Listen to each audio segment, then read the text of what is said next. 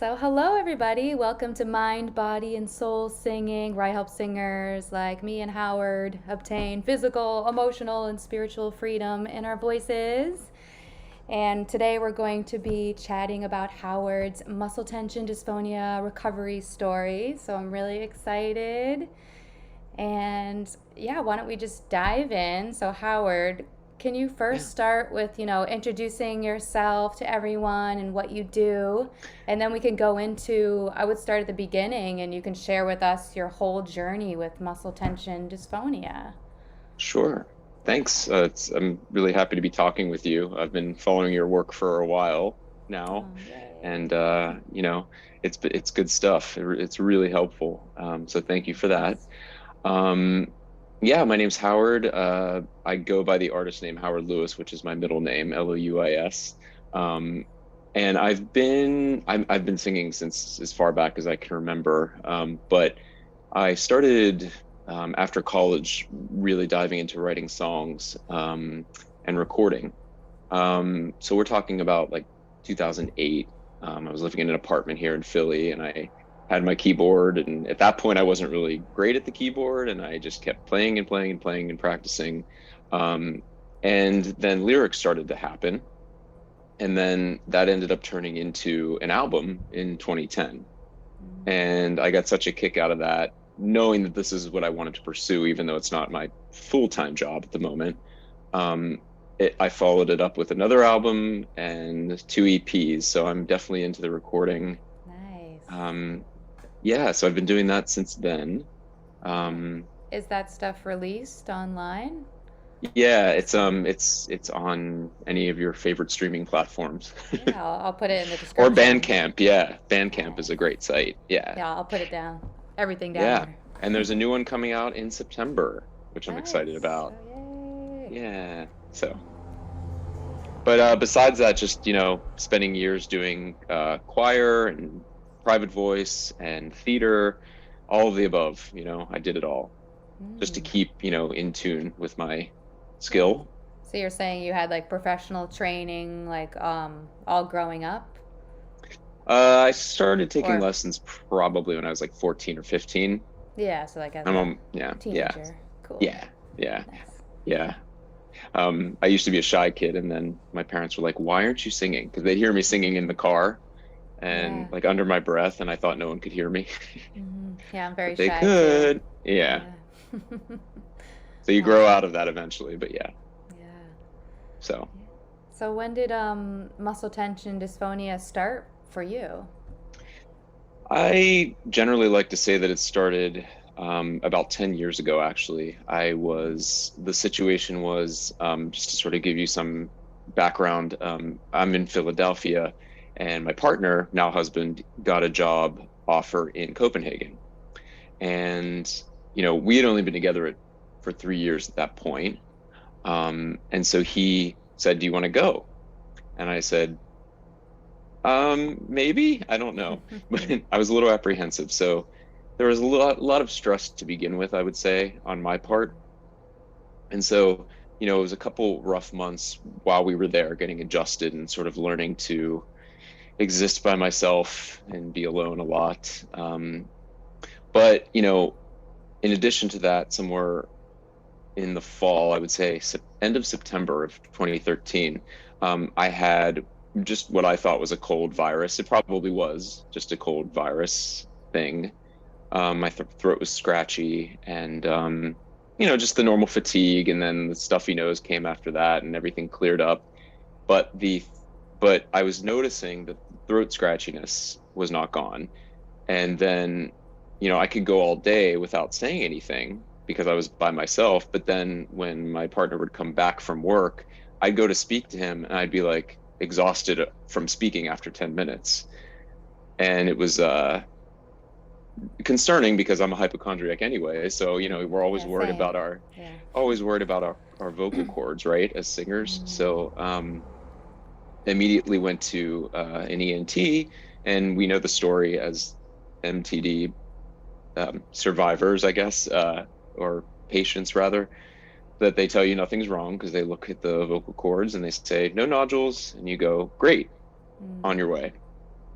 but the problem persisted. And what was rough was this went on for months and months because I was seeing different ENTs, and this was not the healthcare system's a little different, actually, a lot different in Europe. So it's free healthcare. But with that comes doctors, I think, that were less personable as they are here. I mean, I know you have some awful ones here, but they didn't really have the compassion that I found here, where a doctor will spend like 30 minutes with you, or you know. So every one of them told me that everything was fine. I pretty much saw every ENT in the Copenhagen city area. Mm-hmm. um, One actually told me that it was probably just from stress and I should go home. Mm. So that was stressful. And then, Yeah. at that point, my anxiety was set to high. It was just extreme. And at that point, I was just like grasping at straws because this problem persisted every single day. Yeah. And is the And problem, was like the problem like raspiness and fatigue? Like, was there any it, pain? there wasn't so much pain at the start. It was just like, it was a raspiness that I always say it feels like when you have a cold coming on and it hits your voice first. Yeah. But the main thing was that I would feel totally exhausted after speaking a couple sentences after not Mm. speaking all day. Yeah. So, it was hard to sort of differentiate, is there something actually wrong with me? They're telling me nothing's wrong with me. Mm. I was studying with I found a really amazing voice coach there that taught at the Royal Danish Academy of Music, which was, I mean, that's a really reputable place. So I had a really good teacher, Mm. and she tried to help me, and she didn't have any suggestions. And it just sort of spiraled from there. I had so many tests done that I can now tell you that everything else in my body is fine because it was checked Yeah. back then. But eventually, I just was desperate enough, and my voice coach there, she said, I don't know for sure if this might help, but I have a friend who is out in the suburbs, a little bit of ways away, and she does vocal massage, and she Mm. treats patients with muscle tension dysphonia. I don't even know if she told me the name of the disorder at the time. She just said she Mm. treats people with pain or injuries. Mm. And so when I went to see her, I had my first laryngeal massage, which was incredible. Mm. So Opened everything up. can you like tell us what that was? Like, I know what it is, but maybe someone doesn't. It's kind of like the one in the front, right? Yeah, Where but they this was get up in like here. they get really up in there. But this one, and to this day, I don't know anybody in the US other than maybe New York or LA that does Yeah. similar. I mean, she gives you get the full massage, the oil, and Mm. everything. I mean, every spot Yeah. that has tension.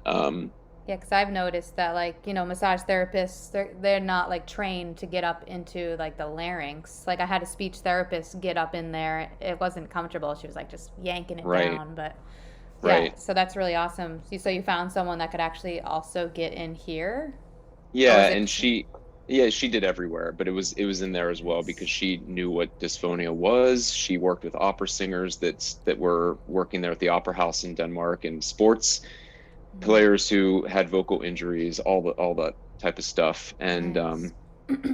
what was really funny is that when she suggested this maybe what I have, I Googled it and I came upon an article that I had read back in the beginning of all this.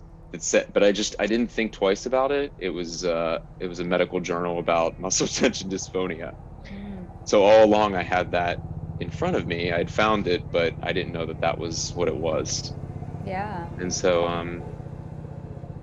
thus became the journey of the next 10 years up until now, where it just sort of um, kicks in sometimes and just decides to be an ass and ruin my life for a few days. But just going back real quick, the long story short is that I moved back to Philadelphia and got well Mm-hmm. mentally and started studying voice. And I saw an ENT that instantly was able to tell me, yes, this is in fact muscle tension dysphonia, and you have this percentage of loss. And she did the strobe, Mm-hmm. which ENTs don't normally do. Oh, wow. Yeah, they So I do had finally, them. I guess they do them in the USA, the strobe, but you're saying like right. in Europe they hadn't done that. or Yeah. just hadn't suggested it. They probably had the Oh wow. technology, but yeah. Yeah, So it's crazy. they just thought I was crazy. Yeah, yeah. So Yeah. yeah. So you were saying like So once you got to the US, you dealt with your mental health, you said, and went to an mhm. ENT who scoped you and actually diagnosed you. Yeah. Yeah. Yeah. Okay, cool. And then what was the next step from there? Did you work with a speech therapist? I saw a speech therapist, but I think what really happened was that a real big chunk of it was off my back and out of this area when I started to feel less stress and feel like I had a purpose again. And I was taking voice lessons every weekend this time instead of sporadically. Had to have a really great teacher that I worked with here for years, that I worked with before I moved, and also when I came back, and just strengthened probably up to like a better quality of a voice than I had before. Oh, nice. So Um, do you think working with a new coach was just more helpful than in the past, or do you think it was just, I guess when you're learning voice, it just never ends and you kind of just keep leveling I, up? I think what happened is it really forced me. My voice teacher at the time said, you were lucky for a while. You could just open your mouth and sing with no trouble, right? I mean, Yeah. that's what happens. She's like, but now you've had this diagnosis and it's more of an effort. You actually have to get yourself warmed up from just a vocal perspective, but also from this dysphonia to Mm. allow things to loosen up. So you've got double duty. And I think just me having to acknowledge that just forced me to use better technique. Yeah, and I guess to see her like consistently, you said, so like every Right, week, so now it's more like really committing and really focusing right, on that retraining of the voice. Yeah. right. Yeah. And like, how was your speaking voice at this point? Like, did that feel better? Yeah, I had good days and bad days. Mm. Um, I came back and instantly dove into recording this album that I written about the many experiences that I went Mm. through.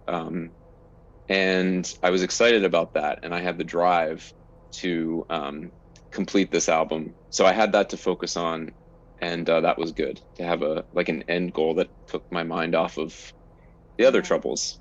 So Mm-hmm.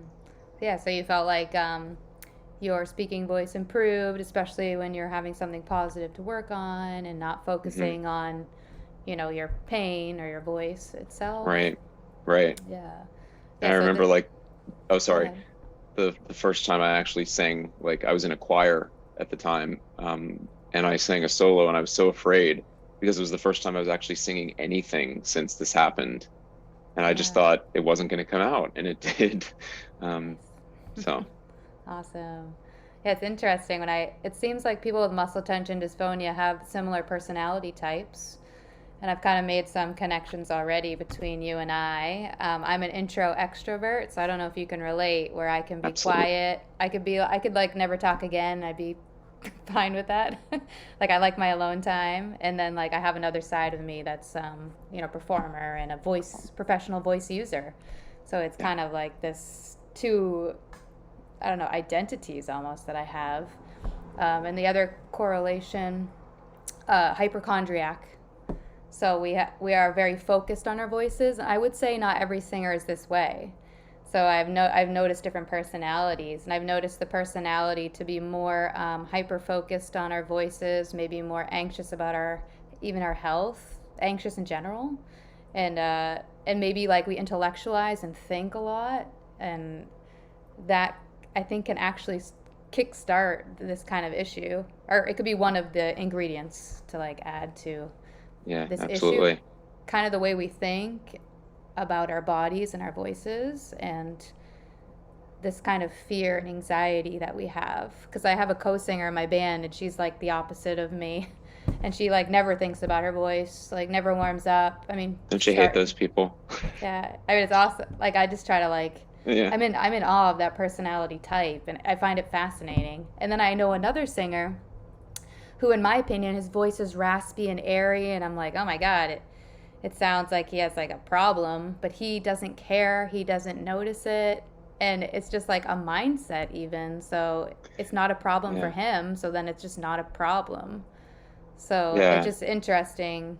Um, I don't know, like the thoughts and how people respond to things that are happening to them, and how we Right. decide if it's a problem or not as well.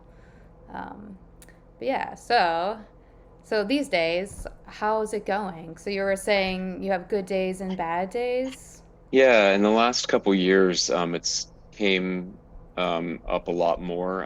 I really do think it, like when I have stress in my life, it just my body's response is to all the tension goes here and thus creates, or every time I have a cold, it like repeats the process. Like I know after a cold, I'm going to have this dysphonia for a few days, Mm, or at least the pain.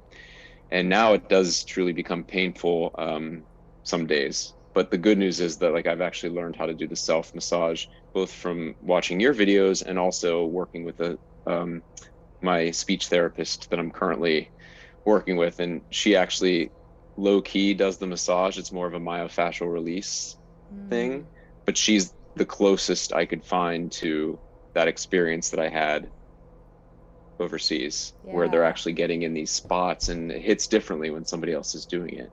I know. Yeah, I'll link the self laryngeal massage. I never know if I'm Yeah. saying that right. I'll link that above. I have a video. I know Katarina H on YouTube has a video. I'll link that Yes. above or even in the description. And I would even suggest just regular massage along with that. Yeah, that's what I have to say about that. Yeah, so Yeah. you're with a speech therapist now? Yeah. I it's actually I go to her more just for less of the speech therapy because I've already, mastered that. I brought actually have my straw right here, my middle straw that I Nice. because that's really truly the best thing. Hmm. Because otherwise, like I think I speak well. I have the technique that wouldn't require me to really go through all the standard exercises that I was doing. But I learned a lot from her, like, um, perhaps like pulling the tongue out and holding it there and stretching these. I mean, you don't think about all these connected muscles Yeah. that your body has, and it's pretty amazing. And really, I just go see her now for the massage part, Mm, or to a nice. readjustment, as I say. Yeah. Yeah. So So, like, where are you at with like your thoughts about your voice these days? Like, are you thinking that like muscle tension dysphonia is something that you'll live with and manage, and you'll have a cold and it will come on and you'll have some bad days? Or I even like when we were DMing, you mentioned you're not sure how your voice will be, so about you had like maybe some recording or something to yeah, I was do. going to do some vocals this week. Yeah. So I'm just like curious about your mindset surrounding your muscle tension dysphonia. Like, how are you feeling about it? It definitely is a pain. It really affects my performance life because it's just the fear that it's going to strike up when I have to do a show or if I have a solo in a choir thing. I mean, I just sang like one little solo in a choir show recently, um, and I was so like nervous about this, and I was never nervous to sing in front of people. I could have sung in front of a million people and been totally fine, but I Mm-hmm. was so nervous about something coming out to this room of people that were just there to hear fun music, and you know it's just that fear that really hold, and then that also manifests itself and actually happens and occurs and stresses you out and everything tightens up, and Mm-hmm. it's a bad road to go down if you're already anxious about it. Yeah. So I basically these days acknowledge that it's there and say I have good days and bad days, and just you know maybe one day there will be no bad days. Mm-hmm. Yeah. So Yeah, I would say like where I'm at with mine, like I have it still. Um, I no longer have the fear of I don't know how my voice will come out. I'm pretty sure. So like I notice every now and then I try to congratulate myself and notice it that that's happening. So like for instance, in a few weeks I have a weekend of shows. So I'm playing two sets. I go to sleep at the person's house. I wake up and I do two more sets. And I didn't have one thought of, oh, what if my voice isn't working? So I'm just like sharing that because that's something you can move past. Uh, this like fear that I won't have control of my voice, or that. So I'm not in that space anymore.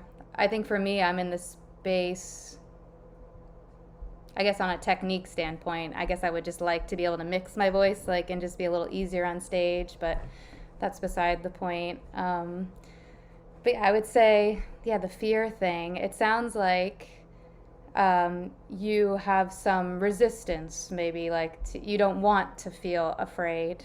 And I mean, I don't know if this is true. I'm just guessing. You don't want to be afraid, and you're kind of like, don't, like, if it comes in, it's not going to be good if I'm afraid. Is that how you're feeling? Absolutely. And I think mostly just because you know, when it's there, when it's good and everything's good, like it's just an amazing feeling and it sounds great. The technique that I've learned over the last many, many years is there and everything's just, everybody enjoys it and it's always great. And then, um, so that knowing that I can give my all and actually do a good, if it's a live set or a vocal take or something, um, on a good day, like I quote it, because that's what I call a good day, then it's going to be great and I'm going to Yeah. be really pleased.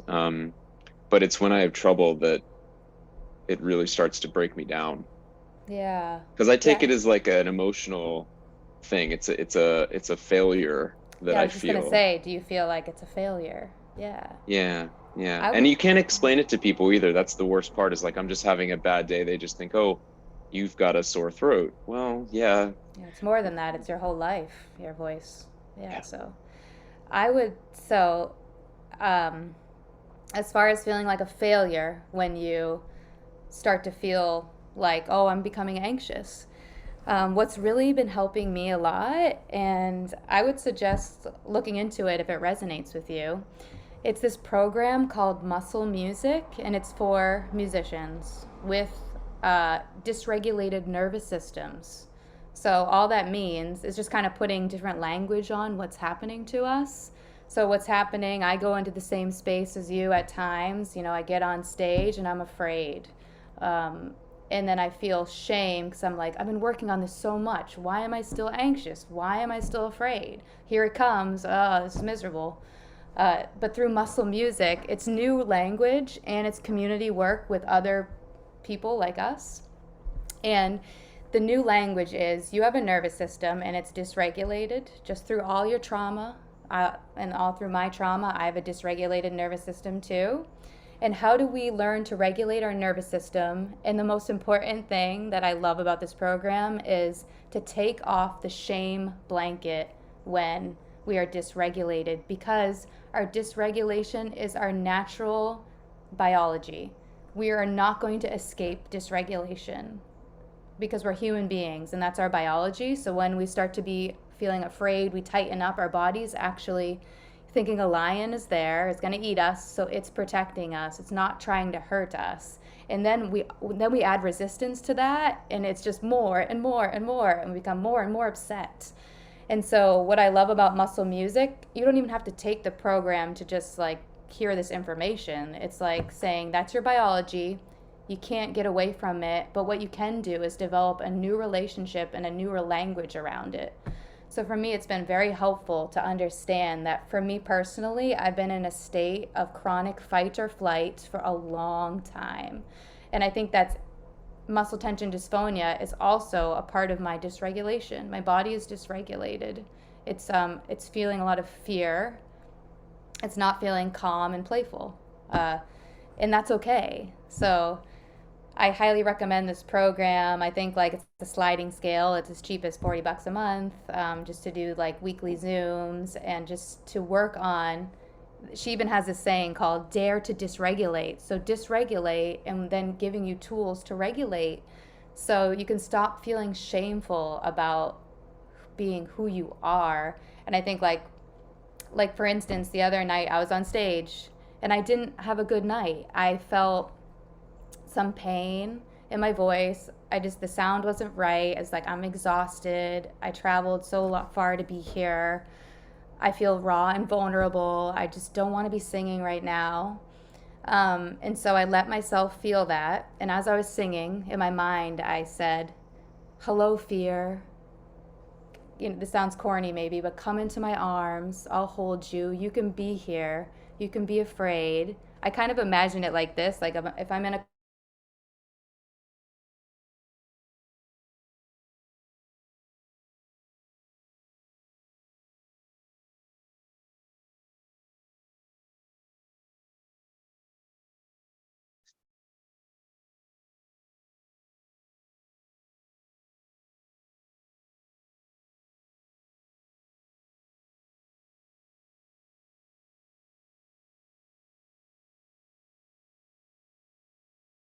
what I'm doing here is Oh, oh, you just came back.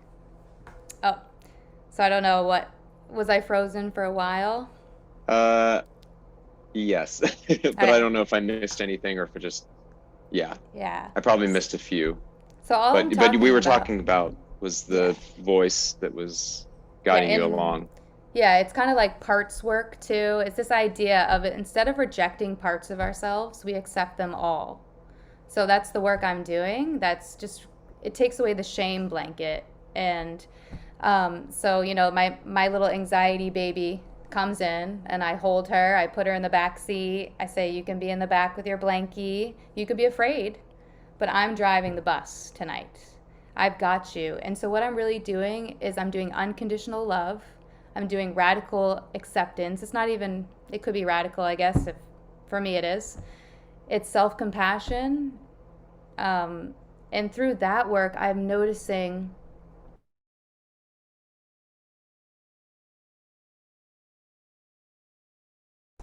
I'm letting it all in. I'm not resisting. What resists persists. Uh, and I'm just feeling so much more free to be who I am. And I don't have to be that strong, confident, powerful singer every time I get up on stage, because that's not life. That's not being a human being. Like, that's not me. There's going to be some Mhm, nights where I'm more shy, more reserved. Maybe I have some pain. Maybe my voice isn't like super free. mhm. And that's life. And that's kind of what I'm coming to terms with. And I'm a vocal coach, so also I'm always learning and growing vocally. And the more work I do in this aspect, the less afraid I am of tight muscles. Even so, sometimes I'll tighten up here, but you can't tell. Like, I can still sing the notes. Like, no one can Right. Nobody tell. else can tell. Yeah, that's Yeah. the. I didn't So notice you had a yeah, problem. It's like, well, I felt like I was in a vice, being yeah. choked. Um, I was gonna ask you, was it one side that was troubling you, or did you have pain on both sides? Because mine is like just this side.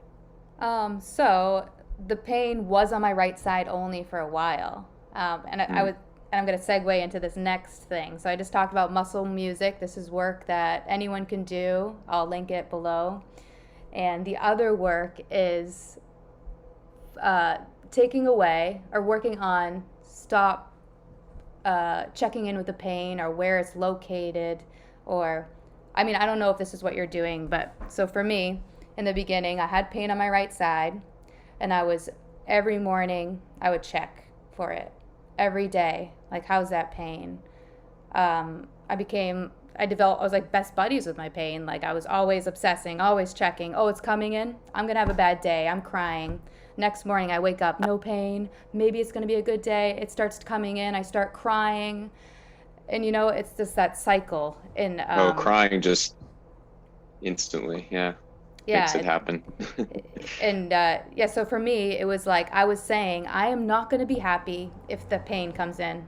I'm not gonna be happy because it was this mindset, like, if I'm happy, that means I'm not doing anything about this, right? Like, if I'm just happy, I don't want to like be happy and live with this pain. That's not something I'm willing to do, is kind of where I was at. um, and I started learning about chronic pain. I'll put all this in the description, and the nature of neuroplastic pain.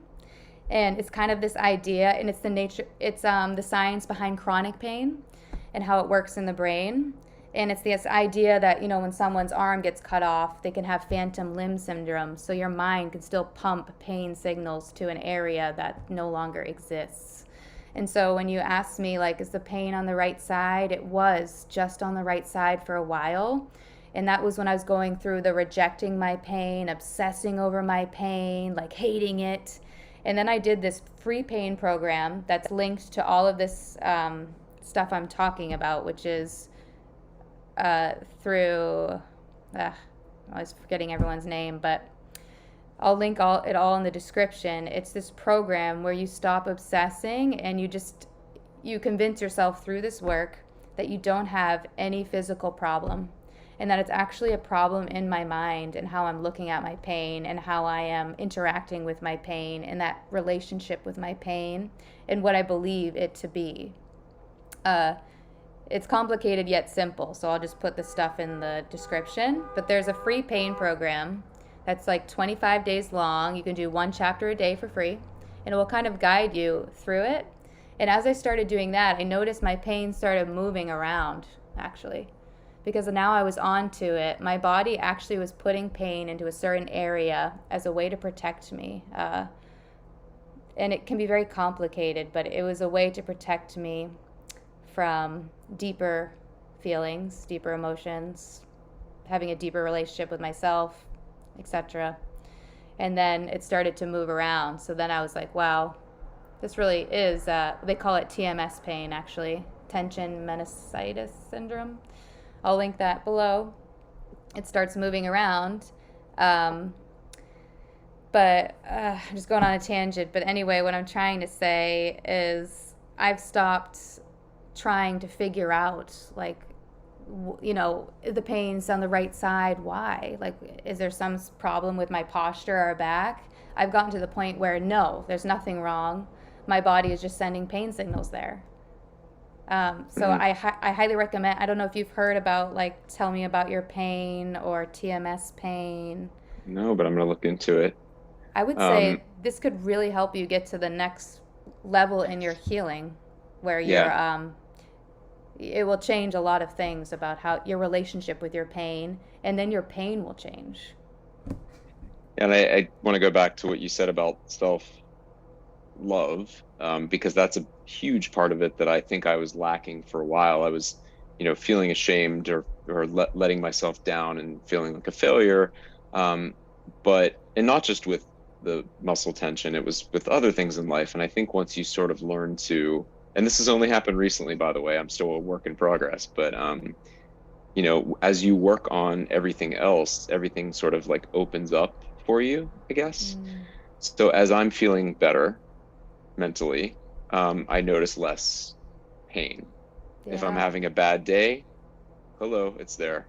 Um, but it is really about where your mentality is with yourself and with your surroundings and what you think of when you have the stress. Like if you think about the pain, it'll probably come.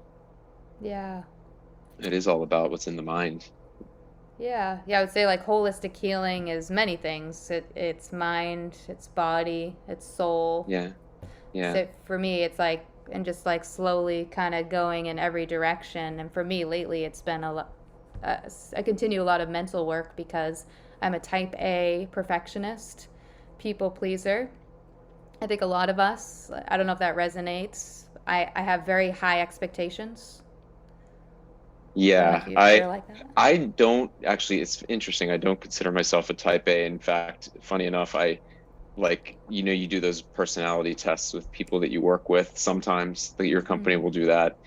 And like it definitely said that I don't do well getting along with type A personalities. yeah. But What I think about, that you go ahead. I was just going to ask, like, what about perfectionism? There's perfectionism in most of what I do, but mostly just the musical part. Mm, I sort of I kind of freely say that like my passion will always be music. So anything else during the day, like a day job to me is never going to take precedence, right? And so my perfectionism revolves around my talent with music. yeah. Because to me, if I don't have that, I don't have anything that's of interest to me Hmm. to give to the world. And do you think your perfectionism is like a good thing, or do you think it's hurting you? I think that it's good just because if I set my mind to something, I can do it. That's a good skill to have. But, you know, sometimes it gets me into these weird situations. Like, for example, I'm working on this new EP of songs that are a little bit harder, rockier, and Mm. darker than I've gone before. And the guy that I'm working with has heard all my stuff, and basically, like, I am trained to sing theater opera kind of stuff. So like my voice always comes through as that even in rock music. So when I started this whole thing, he said, when you do the vocals, I just really want you to think about like not think so much about how it sounds because that takes away the emotion. He said, when Mm. I'm listening to your old stuff, I hear that there's skill, there's training. He's like, but that's not always necessarily what needs to be there if you're not singing opera or theater. Um, Yeah. So I had to really get past that part of it, which I don't know if it's part ego or just part like this is the only thing I have going for me if I sing like this kind of thing. People will think Mm. I'm terrible if I don't do it any other way. But, you know, half of the music that I've been inspired by or listened to are people that like sometimes make their voice sound totally different or sometimes even ugly to get the emotion across. And I had to be less afraid of that. So Yeah, it's kind of like more like just expressing yourself and communicating instead of like trying to get it to sound yeah, a certain way. yeah, and I think that's just because, in when you're studying music and like I did in college, you are the finger wag is happening to you all the time about posture and singing and resonance Mm. and this and that and space. That when I get to my own stuff, it's still stuck instead of me just Yeah, freely, just being able to do it my way, so yeah. to speak. So That's so fascinating. Yeah, that's like a great point that sometimes like when we're super trained, it's like we're kind of like maybe singing from our minds instead of our hearts now, and it's like I'm a vocal coach, so oftentimes my work is to get people to stop trying or even like forget mm, about the technique, just sing from your heart and like use your yeah, authentic voice. And like for me, perfectionism has been really harmful. Like also, music is the my life. It's everything. it's your Uh, full-time job, yeah, yes, music's my full time job, and gosh, yeah, if that was taken away, like I don't know what I would do if my voice was taken away from yeah, me. But uh, I lost my train of thought. So, oh yeah, perfectionism. It's just like for me, what I've been working on lately is like this idea. Like I have such high expectations. I'm like when I get on stage, like every note has to be flawless because like I think that's like how Lady Gaga is and Alicia Keys and but that's actually not true. So I'm like starting to. I've been doing this work for a while, but like sort of question these kind of like expectations and like ideas that I have around singing because I think like when we hear on the radio it's perfect when we see it on TV it's perfect to the point where I hate listening to like Glee because it's so auto tuned auto-tuned, yeah. and they've taken like the real voice out of everything so of It course we're doesn't gonna even feel this sound way. normal. It sounds Yeah, unnatural. yeah, you can tell. So I've been like, it feels unsafe to me to Mm. actually sing a note that's not perfect. And I've noticed that. And so I'm trying to challenge it and then like work through it in my mind after a set. Like the other day, I've been like working on this song for a freaking year. And I still, when I get on stage, maybe no one else would know, but I'm a perfectionist, so I know. It's like this note, I'm just like screaming it out. And I'm like, I know the technique, but I can't quite get it. And instead of like thinking that I failed, did a bad job, I really do the work to say, and it feels uncomfortable, like that maybe that's all right. Maybe it's okay if like I don't have the perfect Yeah, voice and sometimes I strain for a second or two, but the yeah, mind will be like, well, you strained and this is all we're going to think about now, but when I did an right. incredible job. So I'm like really trying to challenge my like thoughts and my Mhm. perception about my voice and like the expectations I put onto it because it takes all the fun and joy out of it if I have to be this perfect singer. Like I don't want to be Yeah, perfect. I want to be me. I want to be real. I don't want to be perfect anymore. right.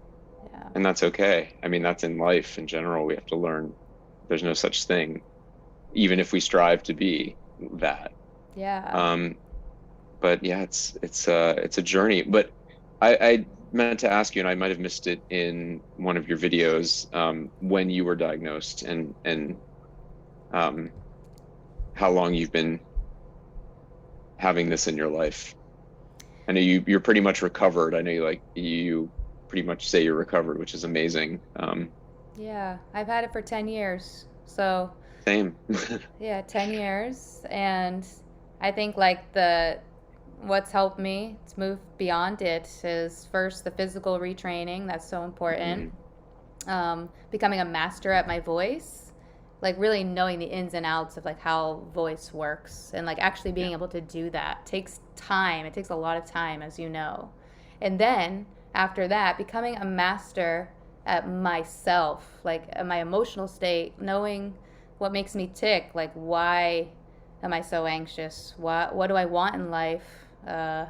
Like who am I? Like I have to undo a lot of people pleasing, perfectionism.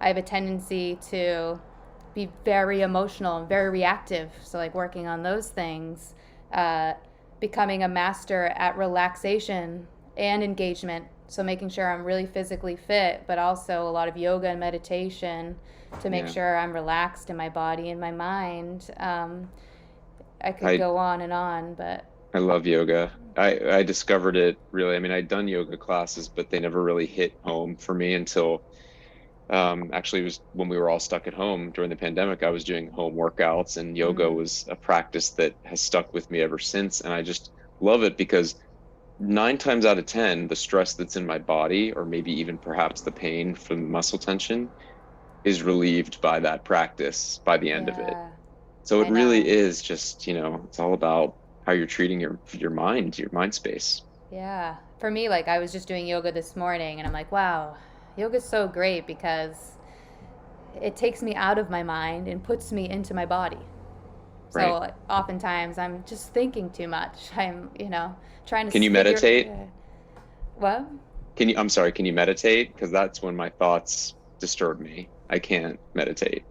Oh, so like the thing about meditation is it's perfect for people like us who like constantly have mind chatter. We all do. And I would just look at it differently. So when I meditate, the let the thoughts come, and what I've been loving doing lately is like think of your thoughts as balloons. Thought, watch the balloon float away. Oh, another thought comes in, watch it float away. Another thought comes in, watch it float. So you just do that over and over. And what you're doing is you're kind of watching your mind chat. That's meditation. And you're actually creating, so if this is your mind chatting, you think this is who you are, but through meditation, this is you watching. You become two, watching your mind chat. You're watching it happen by those balloons. And so you can actually create some distance between your chatty mind. If that does that make sense? Like you're Hmm. creating some distance. So Yeah. and it's actually a practice to get the mind to stop chatting so much. But I would say I think that's like the common misconception that like meditation has to be an empty mind. Actually, it Yeah. could be the opposite, and maybe that's the practice. So, and I have good days and bad days with meditation, and also like for me, like spiritual work has been a must for my healing. I think like being a human being is crazy, and like we're all gonna die, and oh my gosh, what is going on here? Like that's like an insane. It's just crazy, and I think we're all spiritual beings. It doesn't have to be Jesus Christ or whatever, but there is this spiritual component to being human that I think is so important to nurture. And I've noticed the more that I nurture my spirituality through yoga and meditation and nature walks and just being more open to like the curiosity and wonder of God, and what does that mean to me, and like for like me I'm doing intuition work, so letting go of control and being more trusting and curious and like finding the answers within myself, the more free I feel, the more happy I feel, the lighter I feel, the more even okay I am with my pain. And then realizing that my pain is my biggest, most beautiful teacher. And if I didn't have MTD, I wouldn't be here talking to you. I wouldn't be a vocal coach. uh, I wouldn't be moving into like the spiritual realm where I'm helping people with chronic pain and I'm doing sound healings and ecstatic dance and I'm like feeling so connected to God. Like it because of my MTD. So I think that's another thing too, to start looking at your pain as this beautiful teacher that will motivate and push and break you down all apart and put you back together into this completely new person. Um, like without my pain, I just wouldn't care. What would I? Why would I want to train my voice? I Right. mean, I guess it's fun to train your voice, but like I really had to, I just felt like God gave me this pain for a reason. So I would say if you can look at your pain, like it's there for a reason and it's not there to hurt you or to destroy your life or bring you down, but it's actually there to destroy you in a sense of making a whole new beautiful person. Yeah. And that's how I look at pain. And I think that's also a great way to look at your muscle tension dysphonia as like now when my muscle tension dysphonia comes in, you already know it's like, oh, I'm stressed. Oh, I'm doing too much. And it's a chance for me to say, okay, I'm listening. What do you need, body, like mind, soul, like Liz? Mm. What do you need? Like right now I have some pain talking to you, but that's okay. It's because I'm nervous. I want things to go well. I've had a busy day today. I want you to feel good. Mm. I just have a lot of feelings. So sometimes it Yeah. comes in, and that's okay. Like, I can talk. I know how to place my voice more forward. It's not going to kill me to talk. And that's kind of where I'm at with it. So I have this mindset that's actually really light and really open and expansive. It's my mindset about it too. Yeah. Yeah. Yeah. I think, oh, my doggy Albert just came in. Can you see him from there? Yeah. Yeah, I think I don't see him right now, but I was seeing like a dog walk back and forth through the Yeah. Zoom. Yeah. Albert. Oh, I see him. Can you see him? He's like the same color as the bed. He's so cute. Yeah. Right. Yay. I was like, Just popped in to say hello. But yeah, I totally agree. And I think once you access that part of yourself that truly understands how to give yourself a little bit more love and compassion and take it easy on yourself is when you start to learn how that pain dissipates. Um, yeah, it's kind of like not like having so any it's really expectation. interesting. Right. And yeah, and that's only things I've been learning in the last year or two, really, Yeah. going with the self-love thing. And it's it's all it's cracked up to be, let me tell you. Yeah, it sounds woo woo or like how could that help? Or if I like stop being mad that my pain's coming in, then it'll just stay or something. But it's actually the opposite. It's kind of like, Right. yeah, you're being your own mother or father, and that's Yeah, the you have kind of to, love you need, you know? You need to accept it. You need to right. You embrace have to it. stop worrying about what other people think. Yeah. Yeah, which is a process. And then when you do Stop worry worrying about what about other what, people think. yeah. And when you do worry, you just say, that's okay, I'm human, and try to redirect. It's like I'm writing a record called The Joyful Darkness. And, we have a song called Shine, Let the Darkness Shine. And it's really this idea of Hmm. loving myself, loving the ugliest, most unacceptable parts of myself. That's my work. And there was a point where my MTD was unacceptable to me, and I could not love it because that meant I failed. And I don't see it that way anymore. I see it as I've accepted you. I love you so much. You can be here and it's okay. And this is part of my biology. And my MTD actually is because I'm a very sensitive, emotional, passionate human being. Uh, and that makes me a great artist. And that makes me a great teacher and a healer. And I wouldn't have it any other way, which sounds crazy, but that's kind of where I've gotten with it. Yeah. Where it's just a friend, and Yeah. yeah, That's the tricky side of being an empath or someone who takes everybody's emotions and makes them your own. If there's a situation, it's palpable, yeah, to and even you. doing that boundary work where I'm not responsible for your emotions, and Mhm. that codependent work where I'm not responsible, which I continuously have to do. So those I mean, boundaries. therapist has to heal thyself, right?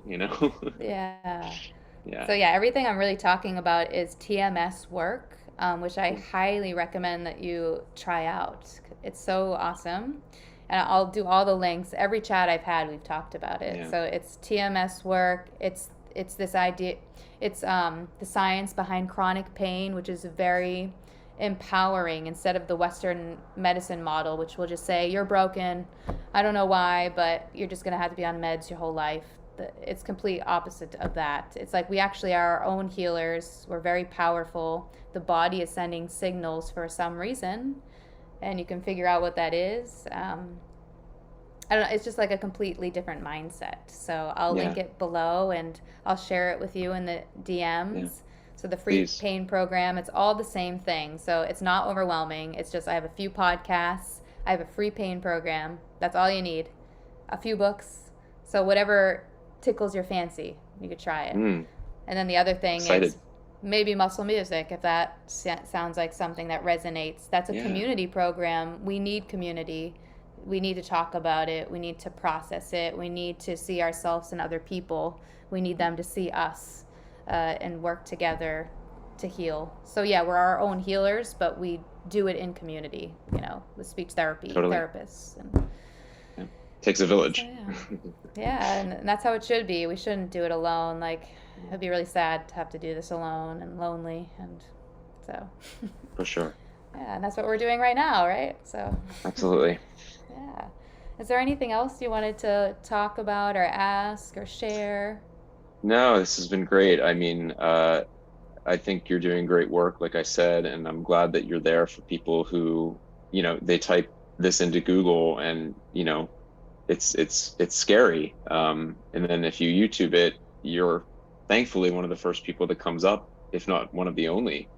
Mm. Um, and so, yeah, it's great that you're there. So thank you. Oh, you're welcome. And again, I just feel like God gave me MTD. Sounds crazy, but I just believe it's true. And I just put Yeah. that video out one day on YouTube telling my story, and then it went viral, and I just took that as a sign, like this Mm, is I just walked the path, and like here I am helping people, and it's because I yeah. have MTD. And that So, feels good to help people. I remember posting about it on social media and I hashtagged muscle tension dysphonia and somebody found me that way and mm, said, "Oh my God, I've been, searching and searching. Tell me what I can do. What do yeah. I have to do?" So Mm. yeah, it's a positive comes out of that. So Yeah, and it's so nice to not be ashamed of it too. I know some people don't even talk about it because I understand it could feel shameful, like that you mm, failed as a singer, even like that you yeah. have a voice problem. But for me, like I wear it like a badge. That's just how I feel. I'm like, look at me, I had this, and look how I'm doing. I'm doing great, and you can too. And that's how I look Yeah. at it. And it's Have really no my yeah. shame. Yeah, or if you do, like, just working on getting that shame blanket off, like, and realizing it's just shame and, like, there's nothing to be ashamed of. This is not our faults. Um, and yeah, Totally. but it's so Ah, great talking to you, and I'm so likewise. grateful for you, and thank you for being so brave and courageous and coming on. I know this is Mm. like, I don't know if it's easy or not. I feel like it can be a little scary It's to talk almost just about. sort of like when you go back to the original storyline, it's like a little PTSD in a way, but it sort of feels good to talk about it because, Yeah. never would I have thought that I'd be here talking about it like this. So, Yeah, and it seems like you've gotten so far, like having so many good days and using your yeah, voice, talking to me now, and recording the album that'll be out in September. And yeah, it sounds like you're just continuing down your path of healing, and hmm that never ends. And never. Cool. yeah, so I think you're Thank doing you so great. much. Yeah. Thanks. All You right. too. Thanks. Yeah. All right. Well, I'll see you on Instagram, and I'm going to That's, put all of your stuff down in the description, so everyone should check out. Is it Howard Lewis you go by? yeah, yeah. Yeah, and he's on Instagram too, so I'll link you there. And Thanks. we're all, yeah, I'll definitely check out your music. And Thank you. thanks so much Great. for talking with me. And Thank you. yeah. All right, Talk to you again Howard. soon. Yes. Bye, Bye. everybody. Bye.